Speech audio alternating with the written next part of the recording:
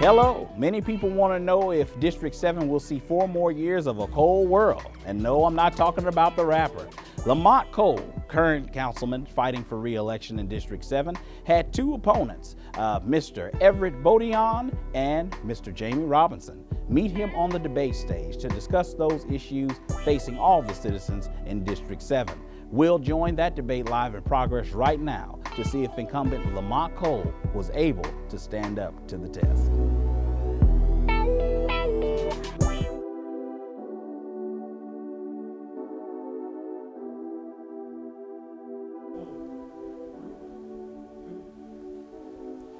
Good evening, gentlemen. Thank you for joining me. I know that it's quite a feat to take time out of the busy campaign trail, and with less than a month to go, I know everybody's kicking it into high gear. You all are all candidates running for District 7, for the Metro Council seat of District 7 here in East Baton Rouge Parish. So all of you will get 30 seconds for an opening statement, and we'll start with Mr. Robinson. Hi, my name is Jamie Robinson. I'm a candidate for Metro Council District 7. I'm running because I value the issues that value the citizens of my community. That's addressing blight, that's fighting crime, and that's fixing our broken economy in North Baton Rouge. I plan to be a full-time councilman and someone who's available to each and every constituent in my district. Councilman Cole. Lamont Cole, currently serving as the Metro Councilman for District 7. I'm running for re-election for a few reasons. One is to continue the work we began from 2016 to 2020. We've improved economic development. We've passed legislation that I think is going to have a profound impact on our community. And we've tried to do things we believe are going to be best for the entire parish as a whole by working with colleagues on the council as well as the business community and then the community in which I live. And so I'm running for re-election to continue to do that work and to continue to prove on the promises we made in 2016 and then make sure we create a better quality of life for everyone in our district. Thank you, Mr. Cole. Mr. Baton. My name is Everett Baton. I'm also a candidate for Metropolitan Council District 7. I'm an attorney. I live and work in Capitol Heights. I'm the Libertarian Party candidate. I'm the only person on the ballot actually that is not a member of the Democratic Party.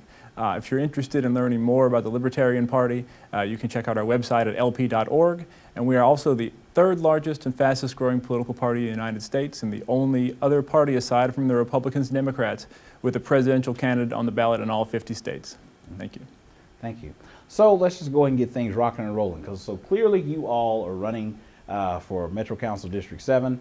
And to Mr. Robinson and Mr. Baton, your question is, what do you feel that Councilman Cole has not done these past 4 years to deserve re-election to the seat of District 7? And to Councilman Cole, what do you feel that you have done to deserve re-election in District 7? Mr. Robinson, we'll start with you. Yes. So before I began the process of running for this seat, I realized some issues that I had and some reservations that I had with my community. But before I initially decided to run, I wanted to go out and canvass the district and talk to the members of the community to see what were their grievances and how did they want to see their community move forward and what did they expect to see out of their councilman. And the biggest thing was availability. People want a councilman who's available, someone who's they can relate to and someone who they can reach out to and get real honest results. And that's what I want to be. I want to be someone who's there for each and every constituent in that district. That's the Democrats, that's the Republicans, that's the Libertarians, that's the blacks, that's the whites, no matter who you are. And I want us to come together and so we can move our community in the right direction.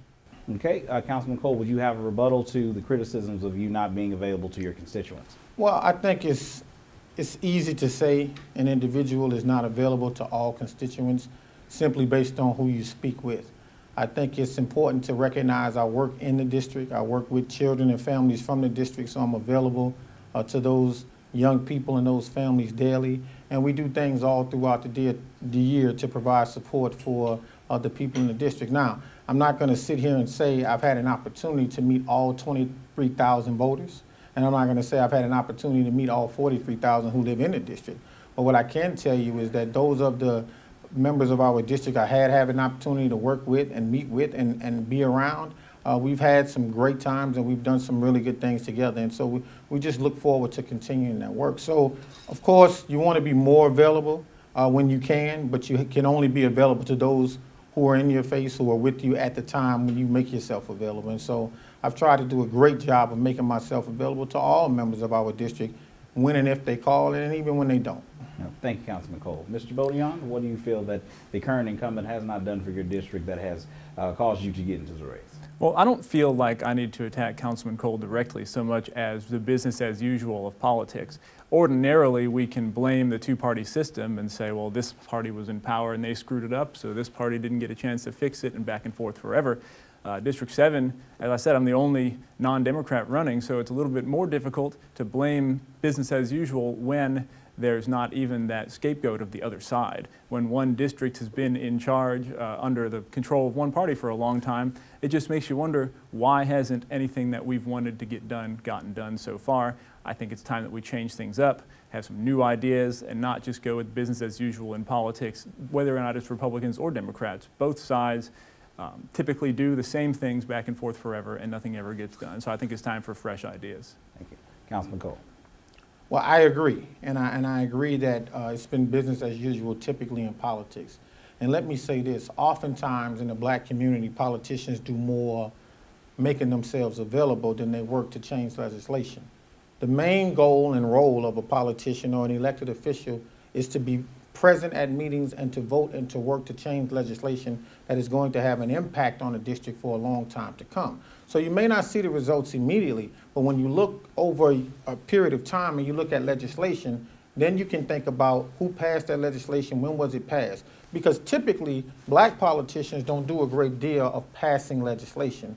We do a lot of handouts, we go to a lot of events, we go to a lot of church services, but we don't sit in that seat and work with our colleagues to pass legislation. Now, we passed more legislation in the first 4 years than most politicians will pass on a 12-year period on the city council, and that's a fact. You can check the record. And we passed some progressive legislation that some told me probably would not be passed. So while it has been business as usual before I got to the seat, while I've been in the seat, it has not been business as usual, which is why there are some who feel I haven't done the job that they saw most people doing, because we've changed that paradigm to focus on the system, changing the system for all people versus doing business as usual. So I agree with that.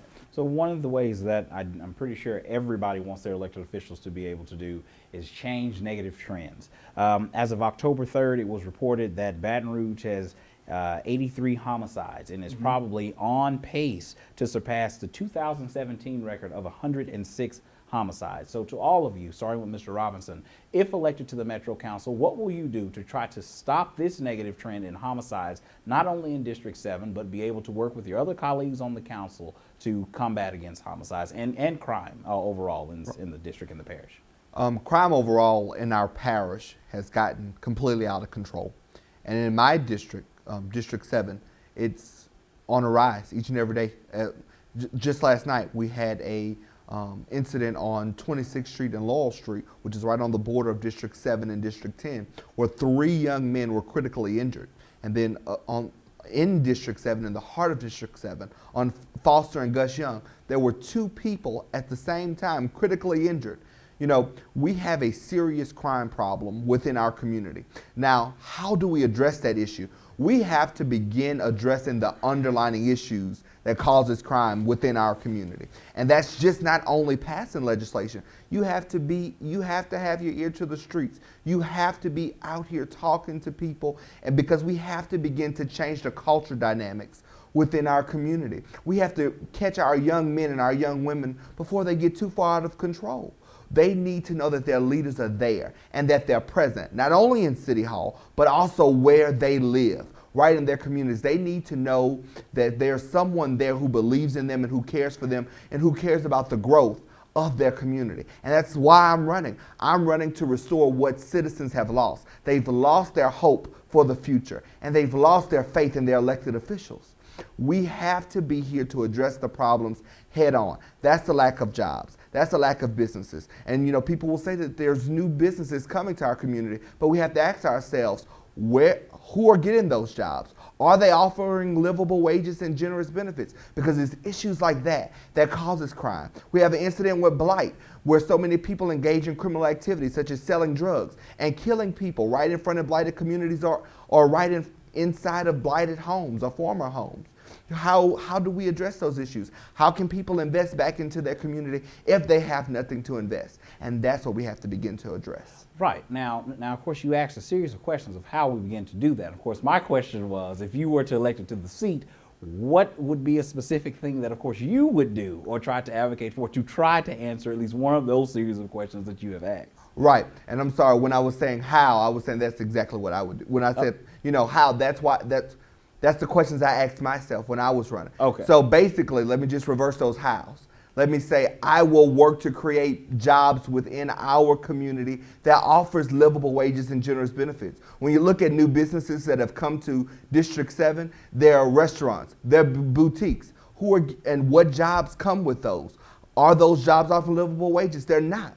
And a lot of people who are engaging in criminal activity, it's because they're trying to make a sustainable living for their families. So that's what I'm going to do. I'm going to address that problem. I'm going to fight blight, meaning I'm going to put initiatives in place to where people and work with legislation to where people can invest back into their community, where those blighted properties are more accessible to the people who live there. Okay. Thank you, Mr. Robinson. Councilman Cole. Well, first we have to understand the underlying causes of crime, and it just didn't start in 2016 with the Great Flood. It started a long time ago when our communities were flooded with drugs, when white flight took place from North Baton Rouge, when people flight took place, when busing started in '86 as a result of desegregation, and everything started to move southeast of the city versus being where it was in the city, right?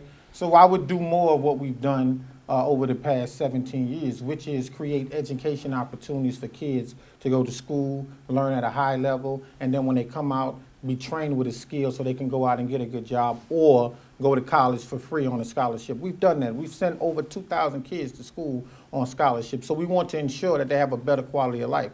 The second thing we have to take a look at is violence interruption.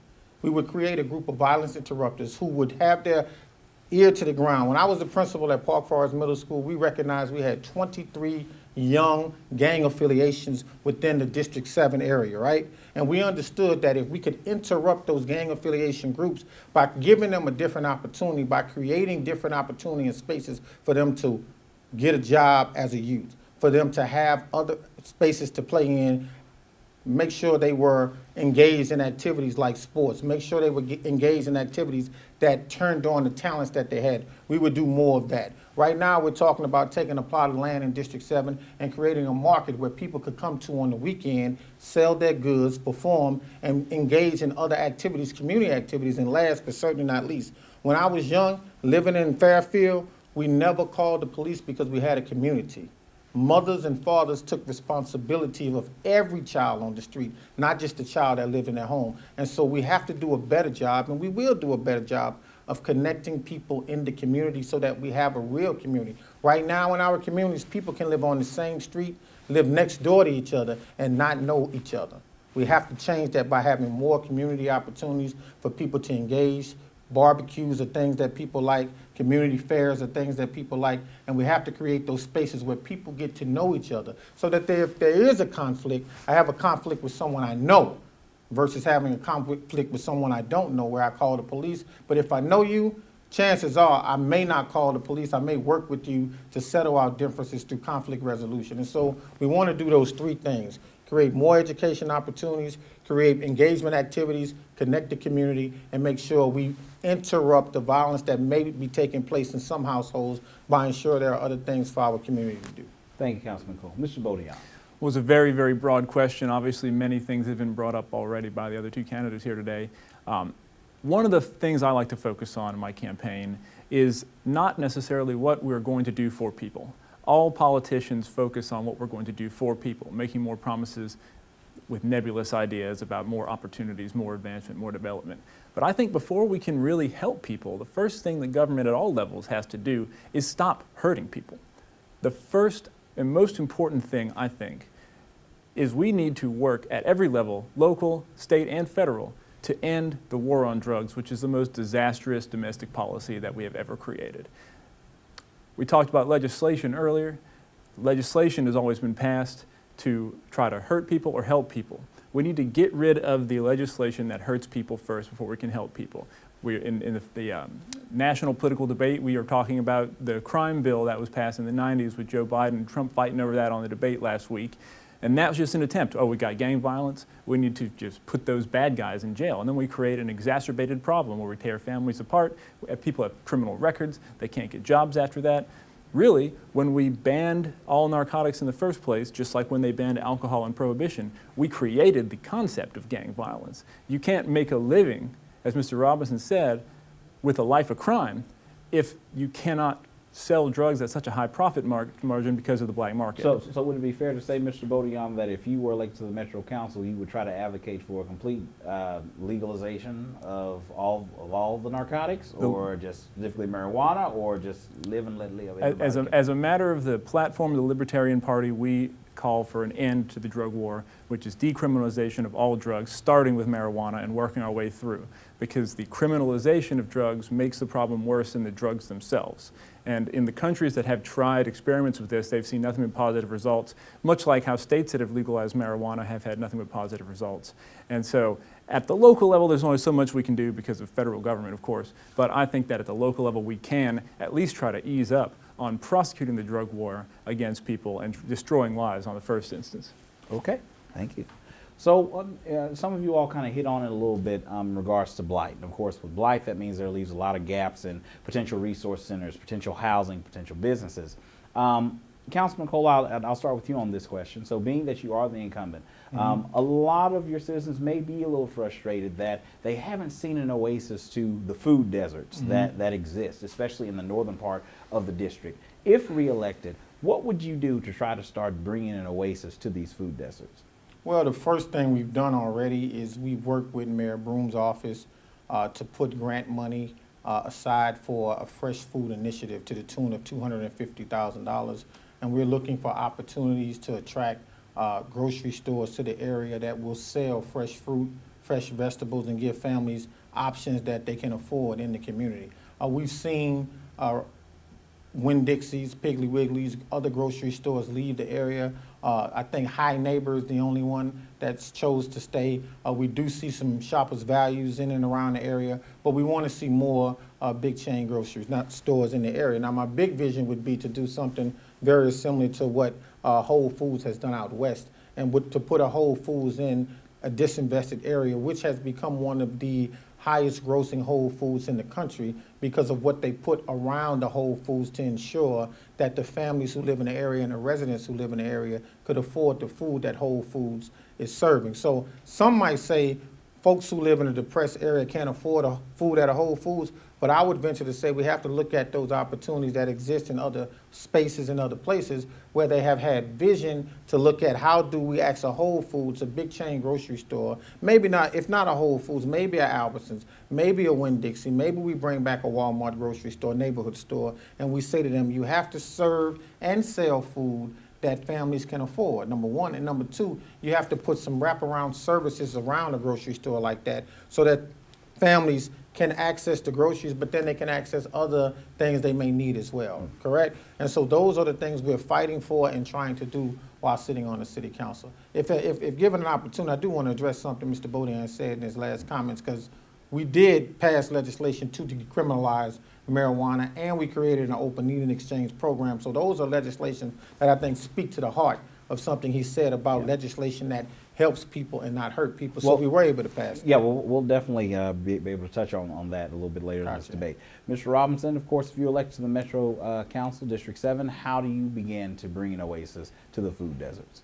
Yeah, so we have so many blighted properties within our community. And I believe that that could be a tool that we have in our war chest instead of such a nasty narrative, right, in our community. We offer so many tax credits to so many businesses when they come to our parish or either just across the state. And those tax credit takes away from public initiatives like the public school system, such and other like the needle exchange and other things that the current council or past council administrations have passed, right? I believe that if we started offering these blighted properties to businesses to come to our community, that's something that we can have at the table. We have to begin to be able to offer something more than tax credits. And that would also address our blight problem that we have within our community. Mr. Baton, how do we bring an oasis to these food deserts? Well, I think it's difficult to talk about what the Metropolitan Council or any government official or agency can do for this. You can't wave a magic wand and force a grocery store to open. You can't wave a magic wand and force a grocery store to be profitable in a certain area. Everyone needs to eat, so there is always a demand for food. But as people move out of an area and there are fewer and fewer people living in that area, it's harder and harder for a grocery store to remain profitable. So I think the first thing you need to address is the blight. And then once it is, there are more people living in an area comfortably, then there will be more of a demand for groceries, and then there will be more stores that will be willing to open there, and that will be able to stay open there without having to just rely on subsidies and tax credits, which if they're pulled away, everything collapses. I have a plan to start to address blight in a way that I don't think will cost the city much money, and I think can help multiple aspects of our society. One of the issues I see in my law practice is that with blighted property, one thing that happens a lot is a family member will pass away. Say its grandmother passes away, and this heir property is owned in fractional portion by up to 20 people. And none of those people want to take the step to invest their own money to get a succession filed and to track everybody down and get it squared away so that the title can be cleared up and the property can either be rehabilitated or sold and put back into commerce. So I envision having a pro bono legal clinic specifically for successions of heir property, which would be staffed by third-year law students from LSU and Southern to get them some opportunity to have experience doing some succession work, which is an important area of law that lots of lawyers, myself included, work in, and to help the community to get these titles cleared up so these properties aren't just falling down when nobody wants to take responsibility for it. Land has value, and it's a bit strange that land, which always has some inherent value, is just abandoned. But I think a lot of it has to do with nobody knowing whose responsibility it is, who owns it, how many people have fractional ownership in it, and having to pay a lawyer to get started. If your share in the property is $3,000 and the lawyer quotes you $3,000 to get started, why bother? So I think we can create that pro bono legal clinic, and it'll help both the law students like myself when I was a younger law student who wanted some real practice experience, and the people who can't afford to pay a lawyer. So would then, if this pro bono clinics are initiated and enacted, what do you therefore do with those blighted properties? Do you then try to entertain of maybe that being a local chain grocery store, or that just be somewhat of a grocery store co-op, or what do you? Well, I'm talking first about residential property. We talk a lot about having an affordable housing crisis in this city and in this country, but you drive around these blighted neighborhoods and you see what would be affordable housing that is just abandoned. Because again, the title's unclear, the ownership's unclear, and nobody wants to invest resources into property that they don't even own. And that maybe 20 of their family members who don't get along with, you know, they all own together in a division, and it just gets kind of confusing, and I'd have to deal with this pretty often in my practice. Okay. Well, Mr. Baton, it's your turn to answer the first question on this next segment. All right. As of course we know, the global pandemic of COVID-19 has definitely hit the country, has hit the world, and has definitely impacted Baton Rouge and East Baton Rouge Parish. If elected to the Metro Council, what would be some policies that you would try to pass or work with the Metro Council to try to get Baton Rouge back on its feet with the long road ahead dealing with COVID-19? Well, I think that the mask mandates and the various phases of reopening, they're starting to get harder and harder for people to tolerate. And I think it's causing a lot of division in our society. We see the different restrictions that come out, the new guidelines, and it's hard to understand why. They don't even make sense half the time. You know, bars can open but not past a certain time. You have to sell food. You have to wear a mask. I think that people want to be safe. And I think that we should allow people to voluntarily choose the level of safety they want to engage in, voluntary social distancing, voluntary mask mandates, but, well, it wouldn't be a mandate if it's voluntary, but voluntary mask wearing. And I think that people can make their own decisions. And if you don't want to go around people who are being irresponsible, you don't have to. And I think that if we do that, we can ease up on the tension that we have between each other, hating one another, decrying one another as irresponsible, and trying to recall the governor and all these things that are going on right now. And I think we need to get back to opening the city up, letting people do what they think is right for them, letting individual businesses decide what they think is right for their business, and going from there. And so you believe that the government or no government entity should have any say-so in that? We should just let the people decide to do what they want? I think the government should make recommendations, but I don't think they can force people to abide by them. I think we're already on very shaky constitutional ground as is, and we won't see until it shakes out years from now maybe, what exactly a court would say about. Different courts around the country have upheld and struck down various mandates, and I think that we won't really know for years to come what the truth of all this is. But I think we should err on the side of caution, and when in doubt, keep the government out. Thank you, Mr. Baton. Mr. Robinson, what would be your plan to help Baton Rouge get back, and these Baton Rouge parish get back on its feet during this long road ahead with COVID-19?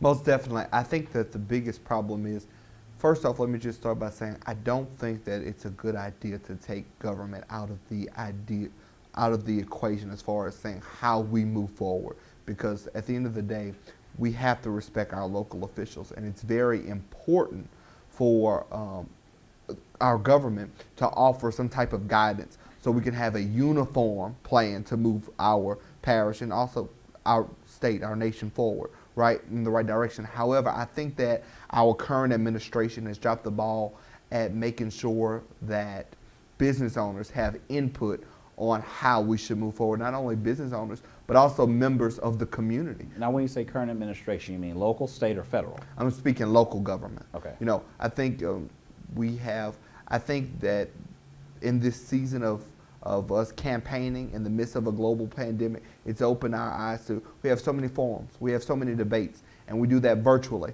Why aren't we offering these opportunities for people to come to our current elected officials virtually and give their ideas and give their opinions, but also members of the community? Why hasn't that been an option? You know, we speak of transparency and we speak of an open door policy, but that's only when it's beneficial to certain elected officials. And so I just believe that people need an input, because it cannot only be up to the leaders who they've elected to represent them. Councilman Cole? COVID-19 came out of nowhere. It shocked us all, surprised us all. I think what we've learned from COVID has been extremely challenging and new. There's not much we knew about this particular situation prior to 2019. We're learning more about it as we go. Guidelines are coming out from CDC, but I think the thing we do moving forward is do an analysis and look at the research, look at the data, look at what it tells us about doing, number one, keeping people safe. I think that should be our number one priority. We recognize in the black community we are disproportionately more affected by COVID-19 than any other ethnic group or race in the world, simply because of the underlying conditions we have. And so as we go forward, we have to think about, what do we do to help families get healthier, have access to health care, make sure that children start going to the doctor more regularly at an earlier age, when we start pushing food education in schools like we used to, where kids understand what to eat, what not to eat, and how we keep people safe. I think that's the first thing we have to do, access to health care, and make sure that people all around the city, everywhere in the city, have adequate access to health care. And every child should have a primary care physician that he or she sees on a regular basis. I think those are the first things that we can do around health, all right? And then I think that would decrease the numbers of individuals in the black community who are suffering from COVID. The next phase would be to look at some of the other areas around the country and see what they're doing. We look at New York City.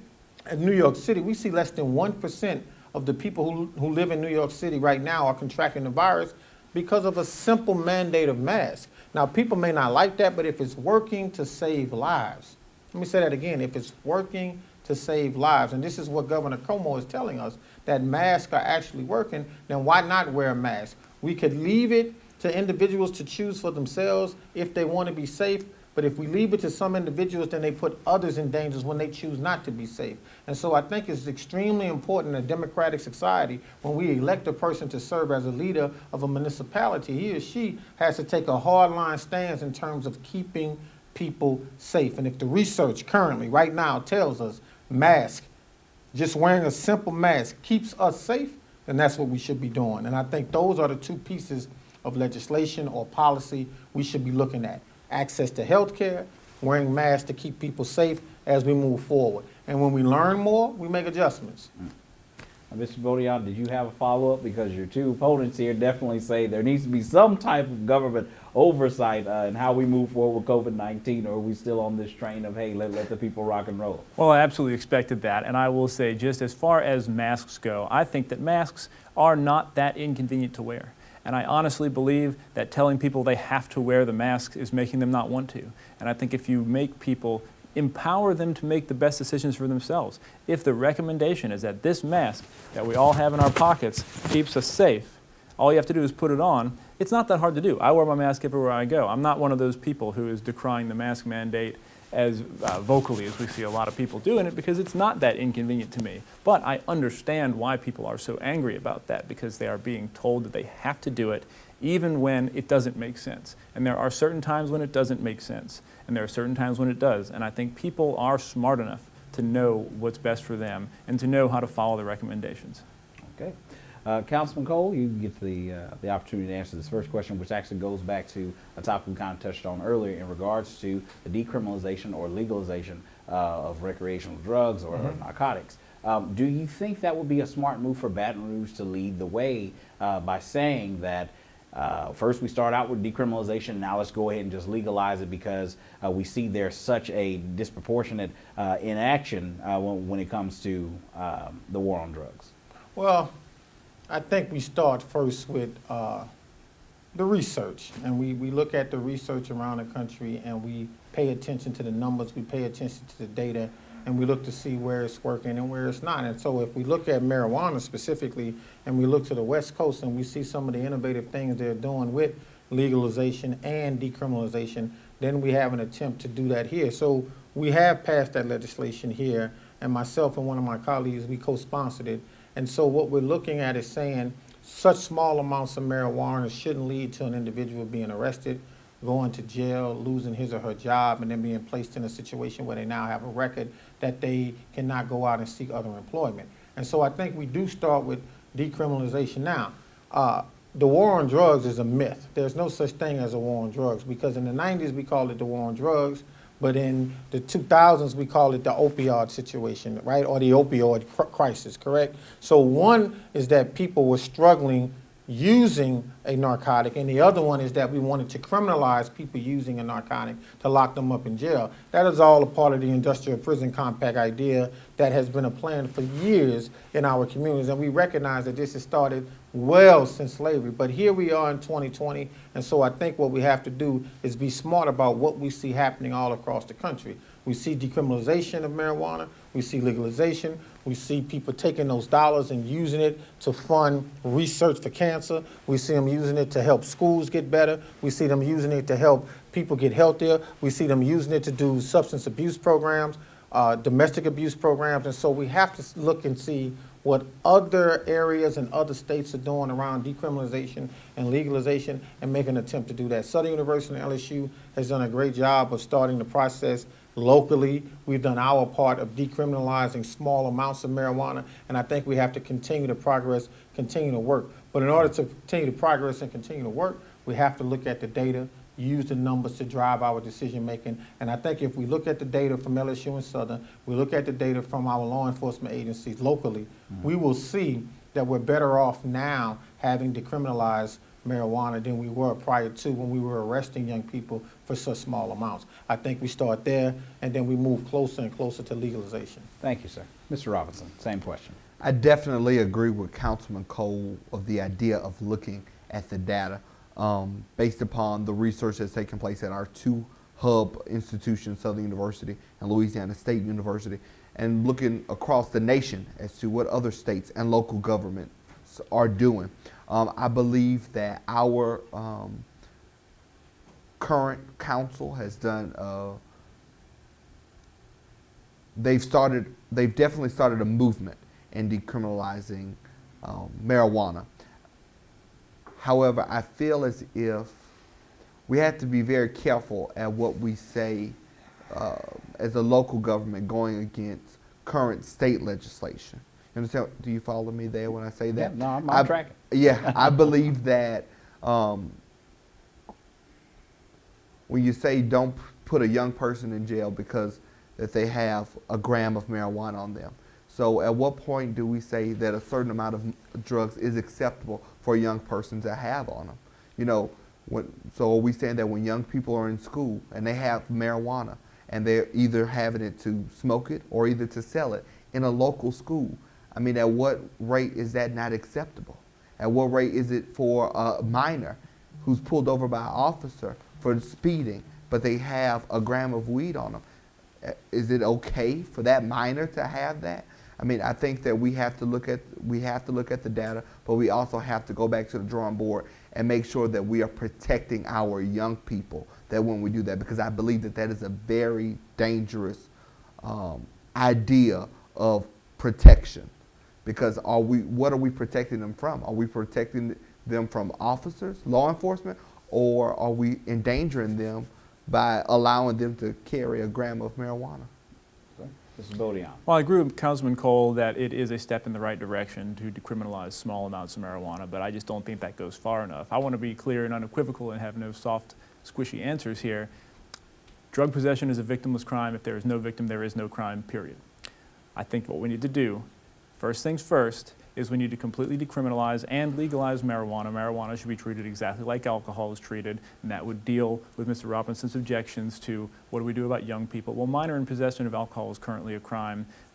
You know, we could talk about that. That's a separate conversation altogether. But the point is, treat marijuana like alcohol. Do that. I can't see a major problem with that. Other states have already been doing this, and it's been fine. Nothing terrible has happened. We need to quit freaking out.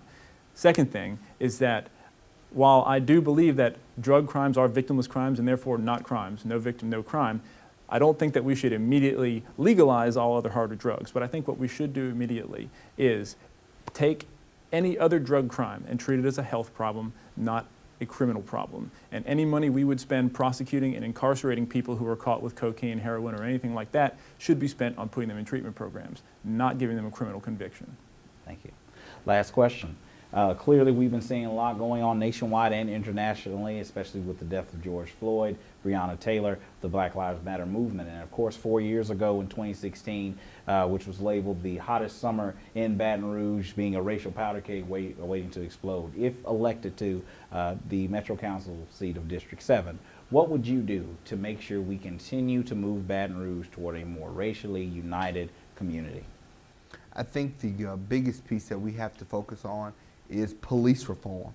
And I believe that police reform starts with making sure that we reestablish an idea of trust between our law enforcement officers and members within our community. I can remember growing up on the corner of 24th and Galesburg and knowing the officers who drove past our street because they would speak to us as kids and we would be able to speak back to them. And we knew who they were. We trusted them, we believed in them, and they believed in us, and they encouraged us as young people, and that's what we have to do. We have to strengthen our police force in the idea of strengthening them as far as loving our community in which that they serve. I wouldn't say defund the police department. Actually, we need to increase funding to our police department. How can we request more police training and request defunding the police department? How can we do that? How can we have police officers who we trust, who live in our community, when our police officers are not being paid what they should be to protect our community? So I believe that that's our first step. And then after that, that's when we move into addressing our crime. That's when we move into addressing police brutality and things of that nature. Thank you. Councilman Cole? I think in order to connect us more in this city, we have to have some very difficult conversations about why we're so disconnected. We just didn't get that way. It started a long time ago. There were some people who sat on benches as judges who made some decisions to force us to interact in a way that wasn't very helpful almost 40 years ago. And so here we find ourselves in a position where one side of our parish is flourishing and the other side is not. We have to sit down and start talking about what is it we expect of our community, of our city. When I step outside, I want to feel the exact same way that any other individual who lives in this city feels about his or her neighborhood if he or she feels safe, feels they have access to health care, feels they have access to entertainment, feels they have access to healthy food options, and feels as if though they live in an actual community. And so once we start having those conversations with all of the gumbo races that live within this community, we will find that we are more alike than we're not. And once we start having those conversations about the things we want that are the same, we can then begin to start working together to make sure we have them. When we ride around this town and we neglect going in parts of the town that are depressed, disinvested, and do not have the same opportunities as the other sides of the town, then shame on us for not making sure we understand why people who live in certain communities don't have the same hope, don't have the same desires, don't have the same input into the process that those who live on other sides of town do. We have to start having those difficult conversations, and if re-elected, we're going to continue to have those community conversations that we've had where we sit down and we break bread together, we eat together, and we have these conversations and we have dialogue over topics that we all want to see improve. High quality education for all of our schools, early childhood education for all of our children, safe communities for everyone and every family who lives in the parish of East Baton Rouge, city of Baton Rouge.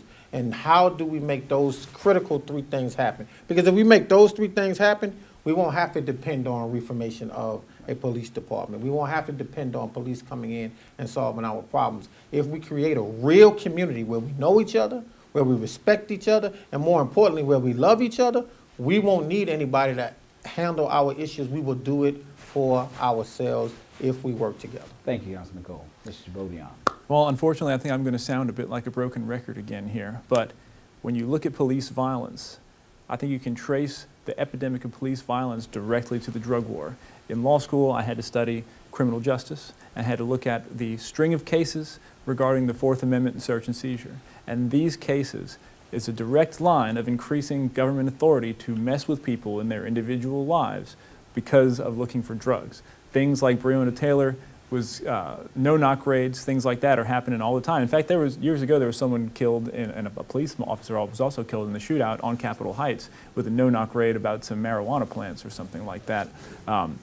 But these no-knock raids exist because of the war on drugs, because of the idea that, well, if we announce ourselves as police officers, they could flush the evidence down the toilet. We can't do that. There's all kind of exceptions to the Fourth Amendment for searching vehicles because of the war on drugs, where cops will tear through someone's car looking for the tiniest pill or the tiniest marijuana seed. So you talk about a young man driving around who might have a gram of marijuana. That causes people to live in constant fear of police, act with suspicion toward police. Anybody could be shook down by a police officer because they could have something in their pocket that is a crime. They didn't do anything to anybody. No one complained about that person victimizing them. You can be a criminal just by possessing something, and that is really what caused this problem with police violence in the first place. We created the whole idea of street gangs with the drug war, and then we had to militarize the police to fight against it, which is completely ridiculous. And I think if we can work to end police militarization and end the aggressive tactics that the drug war created, then we won't have a lot of these problems in the first place, because unless someone is being victimized, the police don't have to step in, don't have to victimize and target people themselves. And I think if we were to look at police or policing in a fairer way, I imagine if you were to send as much of the drug interdiction efforts that the police department does around the LSU area as they do in North Baton Rouge, you would find just as many people walking around with drugs on them. But they're not doing that. They're sending the police into the bad neighborhoods. They're arresting people in those neighborhoods. They're recording those crime statistics in those neighborhoods, and that makes the neighborhoods worse because the statistics, the data, says there is more crime there. Well, they arrested more people there because there were more cops there in the first place, and so on and so forth forever. I think we need to break that cycle and stop victimizing people who haven't victimized anybody themselves. All right. Well, gentlemen, we have come to the end of our debate. We're getting ready to close it out. You all will have 30 seconds for a closing statement. Mr. Robinson, you started off. Mr. Baton, you'll start off the closing statements here. 30 well, seconds. Again, I understand that some of the things I say might seem a bit radical to some people, but I promise you there's a lot of really smart people that work in the Libertarian Party and libertarian ideas. If you want to learn more about what we believe in, again, visit us at lp.org.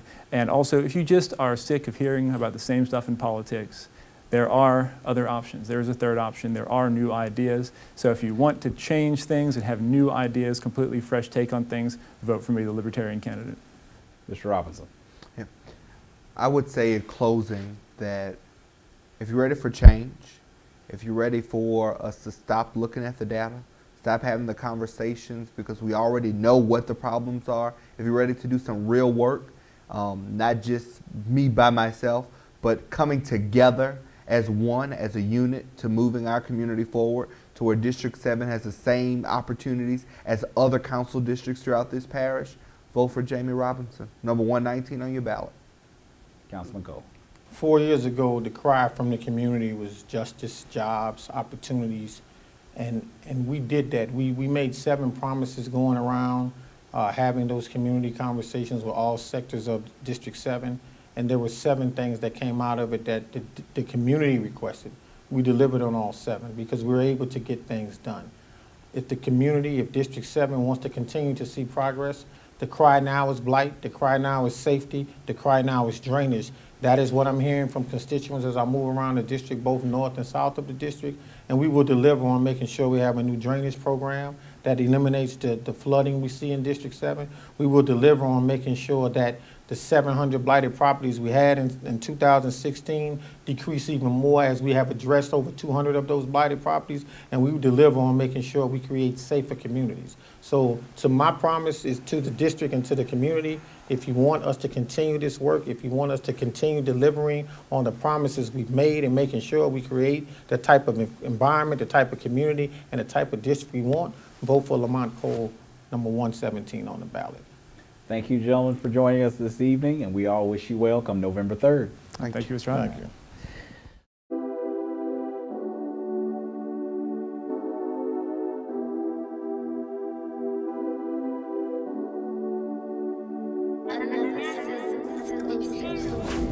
Another